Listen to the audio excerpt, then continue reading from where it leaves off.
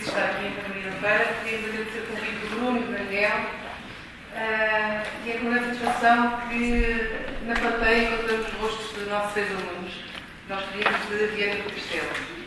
Nós decidimos associar ao desafio da palavra construir 2 outros verbos, nomeadamente o verbo habitar, que nos associa à cidade, e também o verbo refletir, que, propondo neste momento, pensemos acerca da construção com algo em simultâneo com o que é habitar e o que é pensar. No fundo, isto é a citação à Alba de Heidegger, tão atual e tão importante de pegar como referência, ou seja, o pensamento é uma grande referência que devemos ter antes de começarmos a agir. Nesse sentido, fundo, então, há a definição etimológica de 2 palavras associadas a estes 3 verbos. Começamos a procurar criatividade e, no procurar criatividade, procuramos a raiz etimológica grega. Nesse sentido, fomos a car e cat. Os gregos achavam que criar do nada era alguma coisa que era domínio dos deuses. Ou seja, as pessoas não poderiam ser, teoricamente, criativas. Que é um sarilho. Como é que então nós podemos ser criativos? Felizmente, vem outro grego mais tarde, depois de Platão, Aristóteles, não é? Que nos disse que nós, simples mortais, também podemos criar, a partir do que é uma matéria pré-existente. O desafio no século XXI é perceber o que é essa matéria pré-existente com que nós podemos então trabalhar. Então vai a segunda palavra, o segundo conceito, que é cidade. Cidade vem de cívitas, mas cívitas, se eu precisasse explicar 18 minutos, não dá, vamos explicar toda a palavra, por isso vamos a traduzir-la como complexo de cidadão. E da raiz pegamos cá e si, que é estar e habitar. Mas dos gregos, ou seja, dos gregos de Platão, de Aristóteles, chegar até a Itália do Berlusconi era um bocado difícil. Por isso decidimos de fazer esta viagem devagarinho e também buscando e vamos também a uma cidade com uma raiz muito medieval, que é Siena, em que um pintor, que é Ambrogio Lorenzetti, decide de representar com um elogio ao bom governo, numa sala onde, na parede oposta, estava o mau governo. O bom governo é representado num cenário que muitos identificam como Siena, onde as virtudes da própria cidade, o que é que fazem? Se pegam pela mão. E ali vai aquele conceito que relaciona a criatividade com a cidade, as conexões. Nas conexões, recentemente, o McKinsey Global Institute diz que o PIB global do nosso mundo seria representado mais do que da economia das metrópoles, da economia de pequenas cidades. Esta economia terá que ser construída sabendo relacionar os próprios cidadãos e sabendo aumentar a criatividade desta cidade, da própria cultura, das próprias potencialidades. Mas o que é que são as cidades? As cidades são linhas, camadas, que se sobrepõem, representando a história delas. Mas também as cidades, ultimamente, são outro tipo de sobreposições. Com uma guerra, aparentemente mal resolvida muitas vezes, entre quem constrói, os cidadãos, e quem cria as leis para construir ou cria os projetos para construir. Para entender o que é que se passa na cidade contemporânea, temos obrigatoriamente que passar para um conceito que já o Lionel, de alguma forma, introduziu, o conceito de máquina, aplicado ao projetista racionalista que determina uma mudança no projetar as casas e as cidades, aplicando o conceito de máquina por habitar. Este é um conceito no nosso âmbito do projeto que nos lembra logo de Corbusier e que, se nós pensarmos em termos históricos, isto é algo que dá 100 anos atrás, nos anos 20, no século passado. O que significa que, se olharmos para esta imagem de trás, olhamos e parece que é uma imagem das nossas cidades de hoje. Ou seja, parece, e é efetivamente, que alguns projetistas têm apanhado esta fórmula do pensamento racionalista e a têm prolongado até ao nosso tempo. Felizmente, depois dos anos 60, com alguns fatores externos, como a explosão demográfica, com a emergência de alguns materiais como o plástico, a crise do petróleo, o problema da ecologia, ou seja, uma série de fatores externos que começaram a influenciar, a caracterizar o que era este homem deste tempo. Alguns projetistas perceberam que isso deveria ser tido em conta no projeto. E alguns grupos emergentes, que também o Natura já falou, como a Artigram na Inglaterra, os Metabolism no Japão, começaram a deixar que esses elementos se interferissem pensando num projeto orientado para o processo e não um projeto orientado para o produto. Ou seja, um projeto que pensa que as coisas estão em mudança contínua. Aqui o que é que verificamos é que temos um pouco de dificuldade em pensar que atrás desta parede vivem pessoas, vendo esta imagem. Há um problema que deve ser a pensar, porque por vezes o próprio arquiteto, o próprio projetista, parece que é aquele que tem dificuldade em perceber que o fim último não é a sua criação, mas são as pessoas. Zygmunt Bauman, um sociólogo importantíssimo do nosso tempo, fala ainda que os espaços públicos, que são aqueles por excelência que criam as tais conexões, são os espaços que as pessoas têm medo de circular, de viver, porque não se sentem seguras. Isto significa que, parece que estamos aqui a bater nos racionalistas. Não, nós estamos a dizer que a obra, neste caso de Corbusier, deve ser interpretada e criada de maneira diferente. Corbusier escreveu há 100 anos atrás que a arquitetura ou a revolução. E ele usava muito a palavra construção, não era a palavra arquitetura. Porque ele era contra aquela arquitetura que se fazia no tempo dele. Por isso ele dizia, a arquitetura deve ser reflexo de uma maneira de pensar, e não o oposto. É esse o desafio que nós, no projeto, devemos ter permanentemente. Isto significa sair da nossa zona de conforto, como algum dos nossos colegas já falou tanto, e assumir que devemos ter a predisposição para entrar no labirinto. Ou seja, Nietzsche e Barthes também diziam que é aquela capacidade do homem de não ter medo de ir para um labirinto. Provavelmente não sabe como é que volta para trás, a não ser que deixe o fiozinho ou as migalhinhas, que se tem um bichinho, depois come as migalhas, já não sei voltar para trás. Por isso eu não sei como é que vou para trás, provavelmente não sei como é que será o caminho, e será que eu vou encontrar no fim, mas deve ser essa a postura que deve ter no projeto. Referenciando ainda com outro autor importantíssimo do século XX, Jean Baudrillard, ele falava do cinismo que muitos de nós temos, ou seja, de todos condenamos as novas capacidades tecnológicas, todos temos medo delas e as censuramos, mas às escondidas todas a adoramos. Por isso, no projeto, isso significa o quê? Que se nós não introduzirmos novas capacidades tecnológicas no projeto, elas acabam por se impor e de maneira anárquica e de maneira que não pensa nas pessoas. E se o projeto é obrigatoriamente considerá-las, mas considerá-las conectando-se com referências passadas, com referências da cultura, a cultura que é algo do preconceito. A cultura pode ser desde a grande obra de arte ao gesto de como é que a minha avó fazia aquele bolo. Isso tudo deve ser conectado e relacionado. E para conectar uma realidade física e uma realidade virtual, não é preciso esperar que sejam introduzidos no mercado os novos óculos da Google. Porque elas existem. Elas existem, até às vezes se sobrepõem. Às vezes se combinam um encontro diretamente numa das plataformas sociais e depois ela fisicamente acontece. Ou até se calhar não acontece. Grandes eventos relacionados aos últimos anos demonstram como estas duas realidades formam conexões fortíssimas. E o projeto não pode ignorar a existência destas duas realidades.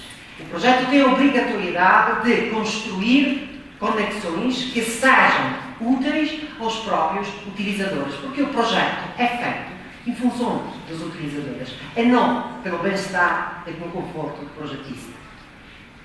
Isso significa então assumir que, na nossa visão, que o contexto é um contexto mutante, que assume a transformação como um significante do evento e que permite que o indivíduo, qualquer um de nós, tenha o direito a ser diferente e o direito a ter estar sempre em mudança contínua.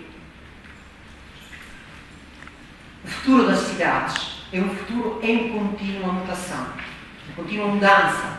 E cidades propriamente para isto assumem-se como verdadeiros laboratórios. Laboratórios criativos, que é o próprio Langley, que é o pai, invocado o seu livro The Creative City, o pai, um dos pais da ideia das cidades criativas, relaciona muito esta criatividade numa proporção entre hardware e software. Muitas vezes dá-se demasiada importância ao hardware, cidades, as ruas, as praças, os edifícios, e pouca as pessoas, pouca as potencialidades das pessoas, pouca as suas motivações, pouca a maneira de as relacionar. Refletimos. Nós agora propomos uma série de imagens. Depois de termos amassado a parte teórica, os filósofos, os projetistas, vamos propor-vos uma série de imagens. Algumas delas podem, de alguma forma, despertar o vosso sorriso, mas não é claramente para substituir aqui, será bem digno o trabalho do João. Nós queremos, com estas imagens, que vocês reflitam acerca daquilo que causou estas imagens. Pronto, começamos na nossa apresentação com a Grécia e estas observações começam pela Grécia. Essas são dois jardins, são duas zonas diferentes da Grécia, uma é Atenas, outra estamos mais na zona das ilhas, onde perto das duas casas não havia jardim. Então, no primeiro caso, este cidadão, este habitante, decide criar um jardim utilizando louça sanitária, quase. Exato. Do outro lado, aquele é muito mais curioso, porque é um cidadão que tem um espaço não construído à frente da sua casa e ele constrói aquilo que não é bem um jardim. Ele ali faz umas atuações, ou seja, nós falando com as pessoas percebemos que é segura. Então, inspira-se as crónicas. Isto não foi feito ainda em período de crise da Grécia. Estamos mais ou menos a criar o período da crise, estamos no período de Olimpíadas. Mas já ele devia ter sido um bocado visionário. Na Itália, do Armando, também existe esta vertente dos segmentos. Por exemplo, na imagem inferior, verificamos a capacidade que uma população tem em criar-se de um objeto, um grande local de vinho, e resolver um problema que existia no espaço público, ou seja, não havia iluminação. O que é interessante do nosso lado, enquanto projetistas, é que não só resolve o problema, como criam diferentes tipologias de objetos de iluminação. Na imagem superior, vimos um vaso de plástico que serve a sua função primária, mesmo de ser algo que vai ter algo dentro, mas neste caso não é uma planta, mas um objeto arqueológico. Já não existe praticamente das antenas de televisão. Alguém deve continuar a usar. Na Espanha, aquilo que verificamos é que a Espanha são Espanhas. Isso achamos interessante trazer uma Espanha do Norte e uma Espanha do Sul. A Espanha do Sul, representada na imagem superior, em que se vê a influência de um fator externo como o tempo. Ou seja, a necessidade que as pessoas têm de ver o espaço lá fora. De se relacionar, trazendo para fora os seus próprios objetos das suas casas, quase como que domesticando o espaço público. Na imagem inferior temos uma Espanha do Norte, mas para nós muito interessantíssimo este caso, porque é quase como se fossem próteses que saem da arquitetura para resolver um problema básico, que é eu estendo a roupa porque é que ela seca. Se chove, não deixa de secar. Então, o projetista deveria ter essa capacidade de perceber que provavelmente a arquitetura deveria ter umas soluções que saíssem e coassem conforme a solução que o problema está a acontecer. No Portugal italiano, vosso, da minha filha e de alguma forma meu, acontece que numa cidade do centro-sul, não é tem presente aqueles caixões cinzentões que nós encontramos na cidade e que servem para colocar, por exemplo, passagem de tubações, de canalizações, por exemplo, cabos, fios de eletricidade com centrais, etc. Pronto, são aqueles. Uma pessoa decidiu de transformar estas caixas em pequenas casotas, ou seja, toda a cidade é repleta destas transformações de equipamento cinzento que transforma e tem uma identidade. E neste caso, de casotas típicas portuguesas, uma cidade quase, uma pequena cidade, uma grande cidade. O outro caso, estamos numa zona industrial, sempre de Portugal, mais ou menos no centro, mais um bocado abaixo que Santa Maria da Feira, e esta zona industrial, criadas com determinadas premissas, não puseram sinalização das atividades. Por isso, há uma espécie de self-made man, que é um homem de uma oficina mecânica que decide de construir assim, assinalar assim a existência da própria atividade. Mas isto não acontece só naqueles países que alguns simpáticos europeus não definiram como os países PIGS, não é? Portugal, Itália, Irlanda, Grécia e Espanha. Não. Isto acontece em países que têm cultura completamente diferente, que têm uma economia e uma estrutura social completamente diferente, que têm uma análise do próprio percurso diferente destes que já vimos. Finlândia, Inglaterra, Estados Unidos da América e também, pensamos um pouco, a Alemanha. A Alemanha, que da apropriação do espaço urbano transforma este, que é o muro de Berlim, num símbolo, não só da cidade, mas também de um determinado período histórico que Berlim vive como reflexo de uma condição política e de um pós-guerra, de uma transformação de reequilíbrios políticos na Europa.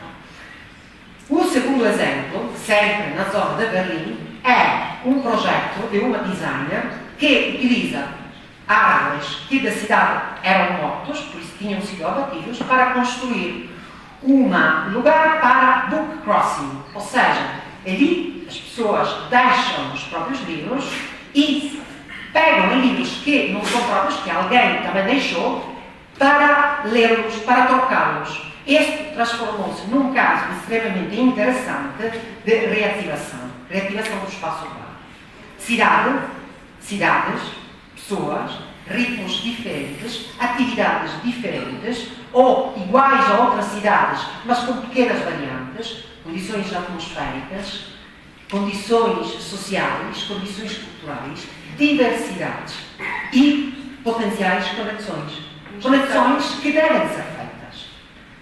E no projeto, parece-me só dizer os casos mal, no projeto há grandes projetistas que têm percebido que essas conexões, por vezes entre identidades que não têm nada a ver uma com a outra, que devem cruzar. E perto, no Porto, o caso da Casa da Música de Vancouver demonstra isso mesmo. Ou seja, que apesar que o projetista teve, é perceber que deveria integrar uma vida urbana, os tetras, que são muitas vezes marginalizados do projeto e devem ser quê? Integrados com este grande símbolo de pensar o que é a alma, ligar à música, a cultura da elite, que é que tudo não pode estar junto.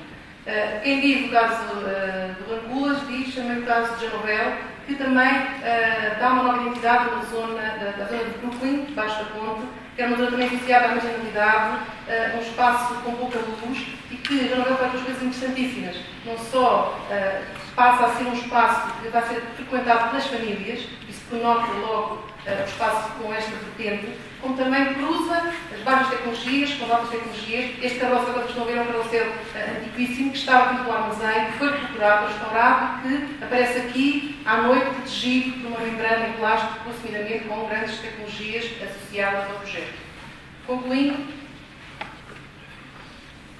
Concluindo, estático, dinâmico, criativo, neste momento nós não podemos, de alguma forma, arranjar e analisar uma cidade que não seja uma cidade em contínuo movimento. Há um projetista que dizia: bom, desgraçados, os urbanistas devem projetar algo que continuamente muda, ou seja, eles projetam, mas já mudou. E este é um trabalho que não significa que não deve ser feito, mas que deve ser feito acompanhando a corrente. E a corrente é uma corrente em contínua mutação. Para terminar, finalmente, que eu o tempo, nós apenas gostávamos de dizer que este convite foi enquanto projetistas, enquanto académicos. O que nós temos tido um grande mestre que nós tivemos os dois, André Ranzi, é que a obrigação que o designer tem, que o projetista tem, e que é uma grande responsabilidade, é uma só.